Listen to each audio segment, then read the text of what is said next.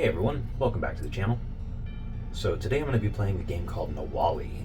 This is a independent game design. It's made by a team of 3 people, very passionate, and the idea is that you are basically shapeshifters who are battling each other. So we'll be playing two-handed. We're going to be playing as this gray character, and then we're going to be playing as this blue character. And I don't want to mess the names up, so I'm just going to go gray and blue. Okay, so each player will start with 3 of these Nawalli characters. So these are like the characters are going to be fighting each other. We have 4 lanes for each side, and we're going to be playing characters onto those lanes and attacking.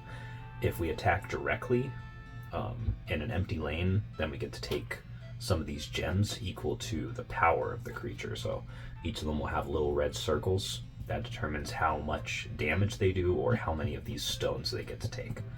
And the goal is to take all 13 stones. So there's a pile of stones over here. We're also going to have 2 spell cards to start out with. So these could be items or they could be like one-time spells. So these 2 are both equipable items. They have a little hand in the corner. And then they also have a cost. And we're going to have to pay that cost, and then we'll be able to play them onto the field and equip them to the characters. So all of the characters will have some kind of special ability at the bottom. Usually it's 1 icon, sometimes it's 2, it depends on the character. And then the items can also sometimes give icons. And there's 20 different icons, so it's definitely a good amount of things to keep track of. There's 4 different kinds of abilities, and we have 5 abilities for each type. And we'll get into more of those when they come up. So we both start out with the same amount of cards, 5, 3 creatures, and 2 of these items.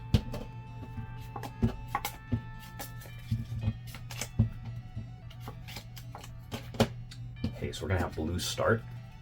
So for the first turn, the starting player is going to actually only get 1 resource. And the resources are in the form of these obsidian stones. These are really cool. This was a very nice deluxe kind of component that came with the game. So they get to put that onto their character card, and that's a resource that they can spend. Of course, it depends on what's in their hand if they can spend it. So the cost is going to be at the top under the name. So this one's 2 resources, this one's 1, and this one's 1. And then we have the abilities on the bottom too. So the Quake ability, there's a whole aspect of being able to shift characters between lanes, and certain abilities will shift characters. There's an ability called Wind that will force the opposing character to shift a lane, or you can choose to have them shift a lane. With Quake, if a creature shifts into your lane or you shift into the lane, then they'll take a damage. So we only have 1 resource. We can play any of these. I think we'll start with this turkey here. So we play it down into a lane. We're going to pay the 1 resource for it. And then it has 1 power, and then it also has 4 health. So like Pokemon, they sustain damage between turns. So it can take 4 damage. Once it has 4, then it's dead. But it also has this vulture ability. So the vulture ability down here allows me to swallow 1 of my defeated creatures. So I'm able to, when it gets defeated, I'm able to put it under this creature, and then it will give me a bonus to my attack and my health, and it also will give me whatever abilities it had. Okay, we've already spent our 1 resource. I could discard cards to gain more resources. You gain 2 resources for discarding one of these creatures, these Nawals, and then you gain 1 resource for discarding one of these item cards or one of these spell cards. So I'm going to choose not to do anything else, I think, so I can save my resources and save my cards, because you have a very limited set of only 8 cards in each of these decks. And the cool thing is, at the end of the turn, you draw back up to 5. So I have 4. I get to choose if I want to gain another creature or if I want to gain another item. So I'll go ahead and gain a creature. And then we'll go into the attack phase. So I'll go ahead and attack with this character. And that's going to net 1 gem. So that's going to go. So now that that's on blue's side of the field, their turn is over. They drew already, so now it's going to be gray's turn. So gray is going to take a look at their hand. They're going to get 2 resources to start out with. So what I can do is I can pay both of my resources one for this bee creature, and then one for the like armor that they're gonna get. So I pay both of those 2 resources. I can put this into any one of the 4 lanes. Let's say I put it here. This has an ability called Flower, and that's essentially a healing ability. It allows me to heal 1 from this creature and then 1 from each adjacent one, if there are any damage on those ones. I'm not going to do anything else as far as my cards go, so I think I'll just go to the attack phase. So when we attack, we're going to deal damage to the empty lane, equivalent to what the power is here. So that's 1 power. Now, instead of getting from the stack here, we're always going to start with our opponent's pile first. So we get to take the 1, and then that's going to be the end of the turn. So they're going to choose to draw 1 creature and 1 item card. Okay, we're on to turn 2, which means that we're both going to start getting a little bit more resources. So the first player is going to get 2 resources now instead of just 1, and then now they get to play cards. All right, so we've got nice equipment here. This is going to give us 4 health for the whatever creature it's attached to. It gives us this house ability. So the house ability lets you move a creature into that lane that's being attacked if it's empty, and stop the attack essentially with your character. I think what we'll do is spend 2 resources to put this hummingbird down. All right, we'll go into the attack phase now. So we will attack for 2. So we get 1 and then 1. And then this turkey's going to attack. It's going to deal 1 to the empty lane, so it takes 1 more gem. Blue player's going to draw back. So I think they'll grab another item. So it's back to gray's turn. They're going to get 3 resources. So we have a couple of guys here that we could put out. So this death keyword is pretty interesting on this owl. When this creature would be defeated, it deals 3 damage to the creature that defeated it. And then we have this dog keyword that lets you move a lane to intercept an attack. This guy's pretty brutal too. First of all, he does 4 damage, but he also has 6 life. So he's going to take a while to take down if I can get him out. Alright, so I'm going to pay 3 from gray, and we're going to place out the owl with this item right here. It's going to give it the rabbit keyword, so after it attacks, it's able to move a lane, and it's also immune to the first spell that gets played each turn. So if it gets targeted by a spell, it can just avoid it. Okay, so now I get to choose the order I want to attack in. Let's use the owl to attack. So we're going to deal 3 damage to it. It's only got 4 health. And then because it has a rabbit keyword, it's able to shift a lane, and when you shift a lane with another creature, you swap places with it. So now my bee here can deal 1 damage. It can attack 1 damage. It takes out this turkey. But whenever a creature dies, the owner of that creature gets 1 resource, kind of as a recompense. So this creature gets discarded. That's going to be it for the attacking. So you can do the summoning and attacking in any order that you want. You can even bring more creatures out after attacking and then use them to attack. It's really up to you how you want to play it. So that is it for the gray player. They'll take 1 more creature and 1 more spell. Okay, now it goes to the blue player. They're going to collect their resources. Alright, so they're going to spend their 4 on this combination right here. So this little toad guy, this dart thrower right here. So this is a nice combination. It has the read ability here. If you're fighting a creature that has an equipment card, like these ones do, you get to deal 1 extra damage. And then the rain keyword here is really cool because it causes the opposing creature to deal 1 less damage. Let's see, so we'll put the toad here because this only deals 1 damage right now, which means it's going to deal 0 damage because of the rain keyword. And also it's going to take 1 more damage because of the equipment. So then we go into the attacking phase. I'm going to attack for 2 with the hummingbird here. The blue player grabs 2. And then the toad here is going to attack. Deals 3 plus 1, so that's 4 damage, which is enough to knock it down to 3 health. Is there anything else that this player wants to do? No. So we'll end their turn by drawing back up. So that is 5 cards. Alright, so now we go back to the gray player. They're going to collect 3 resources. Let's discard this dog here. That's going to give us 2 additional resources. And then we can play this combination. This little dwarf guy, we're gonna equip him with this obsidian sword. This thing is so cool. So that is 5 resources. All right, we're gonna put this in the empty lane because we can deal 6 damage with this one alone. We're gonna use the flower ability here to heal 1 damage. We could heal adjacent ones too, but there's nothing with damage at the moment. All right, let's go ahead and attack for 6. So we're gonna steal the 5 from here. And then we take 1 more from the supply. Let's swap. So we'll swap the owl and the bee. So that's gonna be the bee's action for the turn, and then the owl's going to swing at the toad here. So that's 3 damage. Actually, because of the rain, it's going to be only 2 damage. And then with the rabbit keyword, this lets us then swap back. Okay, so that's going to be the end of the gray player's turn. They're going to take 2 more Nawals and then 1 spell card. Okay, then it goes back to the blue player. They're going to get their 3 resources and see what they can do. They're going to get 2 more by discarding 1 of the Nawals. So they have 6 resources now. They're going to play this deer snake creature with this spear. So that's going to be 6 resources. Alright, they'll place it down and then they'll attack straight across. So that's going to be enough to kill this thing. Gray player's going to get a resource for that. Okay, then the toad is going to attack. 4 damage, that's enough to kill the bee.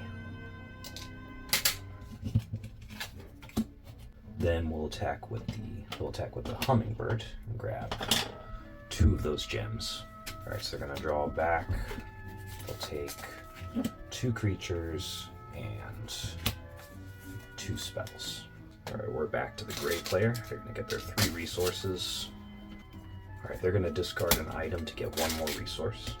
And then they're gonna play this spooky looking headless guy with this shield right here. So that's 6 resources altogether. It's gonna be everything. So they're going to attack with 3. So I'll take these 2 and this one. And then the rabbit ability is gonna let them push 1 space over. Then this headless guy has this jaguar ability which lets him shift a lane and then attack, and he's actually going to do 5 plus 1 for this Cayman ability, so that's going to be 6 altogether, and that's actually game. So the gray player has managed to pull out a victory. So now there were a few things that I didn't get to in this gameplay.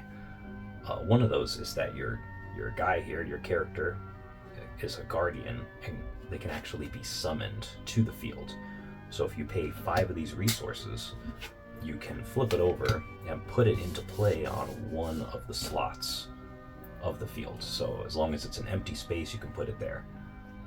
And they always come with 3 abilities.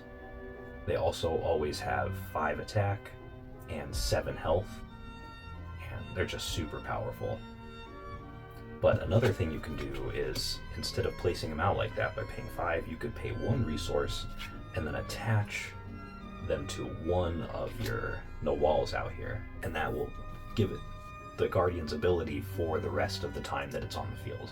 So once it's defeated, the Guardian will come back, and then you can pay another resource to put it out on something else, and that's called the blessing mechanic. So they get the Guardian's blessing. So I'm sure this could have gone differently, but I'm still getting familiar with the game. I really like it a lot. I think there's a lot here. And I'm starting to get used to all of the different icons. Like, it's making more sense now. Like, now I can always remember that Cayman does +1 damage. Death will deal 3 damage to the opposing Nawal that defeats it. The flower ability will let you heal yourself and adjacent Nawals. Some of them I'm still getting used to, like the rain ability, how it brings the opposing creatures' attack down by 1. And in a lot of ways, this game reminds me of Inscription, where you have that lane-based combat, you have the different abilities and stuff, and you're able to upgrade those cards. And in a way, this is kind of like that, because you're able to put these items onto these creatures, and you're able to actually do this shape-shifting mechanic, which I didn't get around to. But if you have a creature on the field, that's hurt, what you can do is you could pay the resource cost for one of the creatures in your hand and put it on top of that creature. You remove all the damage from it, and then you gain +1 power and +1 health, and you also gain whatever abilities that lower creature had. And that's just really neat because it makes your creatures more viable, it keeps those abilities in play, and yeah, overall, very neat, very neat. There's also the ability to do drafting at the beginning of the game. I sort of did that at the start. Each deck needs to have 2 1s and 2 2s as far as the cost goes. And there's a huge stack of these things, all with like really nice art. Meow, my favorite. There's just so many cool creatures in here. It's just awesome. Really nice variety, lots of abilities. There's a bunch of abilities I didn't even get into, like the lizard ability, which lets you take 1 less damage from an attack, or the snake ability, which lets you consume a defeated creature and gaining its abilities and some power and some health. There's the monkey ability, which lets you equip these items for cheaper. You have to pay 1 less resource when you equip it. And just look at that face, the little mischievous raccoon guy. I love this one. This face is just so good. It's a little like nervous smile or something. The deer ability is cool too. It lets you avoid an attack by shifting to an adjacent lane. The grass ability is really interesting too. So if this creature will be defeated, it prevents 3 of the lethal damage, and then it gets to continue living, hopefully. But then that effect can't be activated for that creature for the rest of the game. So once it's used, it's like 1-time revival. And then the knife ability is really cool. It allows you to heal 2 damage from this creature. Whether you're attacking a creature or you're just attacking an empty lane, you get to heal 2 damage. That is really neat. And this bat, look at that bat. He's so cool. And then there's a bunch of different items. Some of them I really like how some of them will give you extra power and health. That's really nice. And then some of them will just be like spell cards where they just do 1 thing and then they go away, they get discarded. Like this one, inflict 2 damage to a Nawalli, or destroy an equipped item. That one's really nice. Yeah, there's a lot of really good ones. These ones are nice. Healing 4 damage, really helpful. Yeah, that is Nawalli. It's a very unique game, but it also has a lot of familiar elements. So if trading card games are something you're interested in and you enjoy this kind of resource management, creature fighting game, I think this is a good one for sure. And it's got just a really fun box. I love this box. Like, it's so colorful, the creatures are just so cool looking. And then even cooler, on the sides of the inside, they actually have simplified icons, and these are all of the different abilities in the game. So it's just a really nice package, and the community seems really cool. I joined the Discord recently, and I've been having a good time there. And look at the little rulebook, it's so tiny. It also supports solo play and cooperative. So I'm planning on trying the solo play out soon. So with the solo mode, you have the opponent, but they have, they're coming in like 5 waves. You go through 5 battles.